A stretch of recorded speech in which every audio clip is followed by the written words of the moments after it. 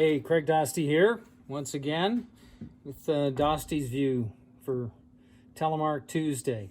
I just wanted to follow up here today with some things that have come up since I've talked about all these new bindings that are coming, the Voile TTS, changes to Meidjo, and kind of changes that I did to LYNX. Well, first off, the good news. So when I added those spacers on the LYNX, took care of the problem, okay? So I got 3 spacers on one of them, 2 on the other. Seems to do it for one of them for whatever reason, and for whatever reason the other one needs 3. And probably I'll need 3 on 2 of them, on both of them eventually. But for right now, that did it. I went on a tour, no icing, and when I switched modes from uphill to downhill, it was pretty simple to just flip the claw up. It grabbed first time, and I went down. Now, the down was pretty heinous, but that had nothing to do with the binding. It was the snow conditions. It was breakable crust. I was solo. I did not want to risk getting hurt. So I think I made 3 telemark turns the whole way down on a 1,200 vertical foot ascent. And there was like 50-mile-an-hour winds. It was not pretty. The skin up was the best part. Voile's TTS. So a few things have come up. People want to know, how hard or easy is it to get in? And I pointed out that I kind of think this manual lever can be a bit of an issue. But Wizard of the Wasatch wrote in and let me know that he's got about a dozen days on these things, and he has no problem flipping this up with his ski pole handle. Okay. The other thing people want to know is, can you move the cable pivot without taking the base plate off? No, you must take the base plate off.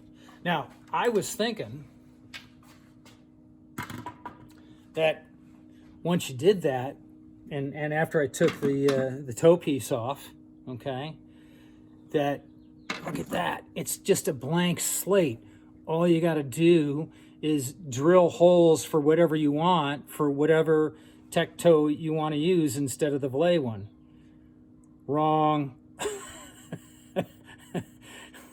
You can see that it's mostly air underneath that. So they've reinforced where the holes are. And so if you wanted to put holes in a different place, you'd have to have a whole new base plate made.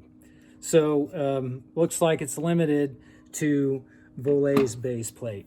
The other thing, I made some mods to the Meidjo to get rid of snow packing underneath.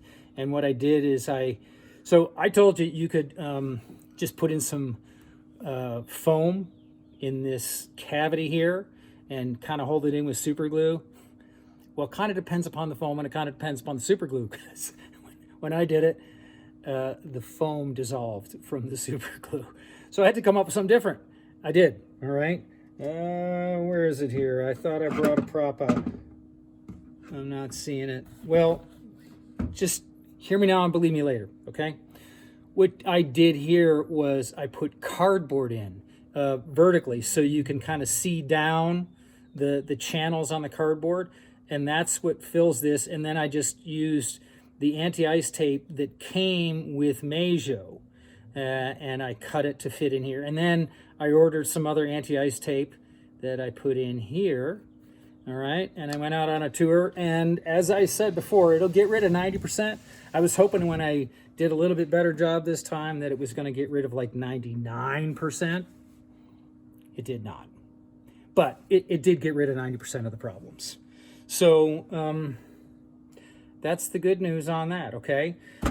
When we meet again, it's going to be a while, probably not till the fall.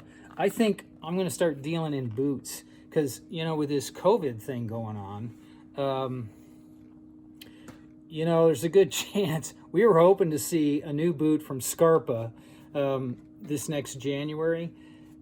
I don't have anything official here, okay?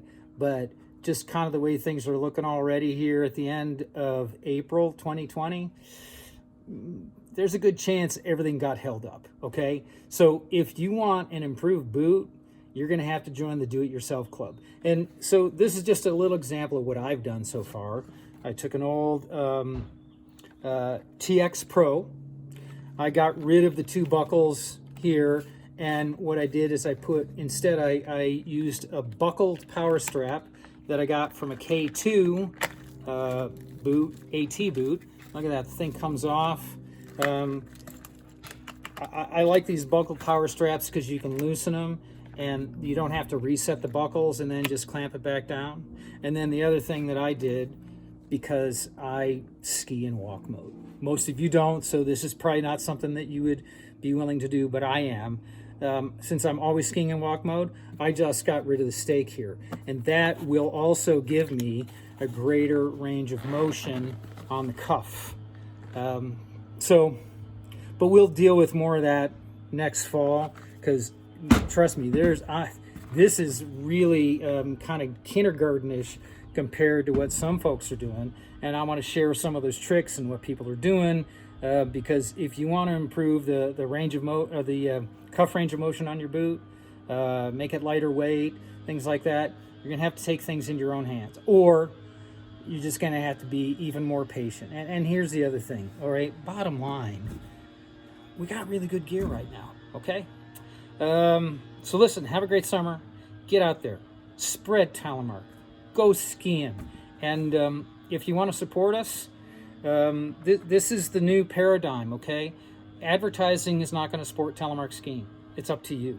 So if you like what we're doing, if you like the information we're providing here, we're going to give you an opportunity to support us directly, or, buy the gear from Freeheel Life, all right?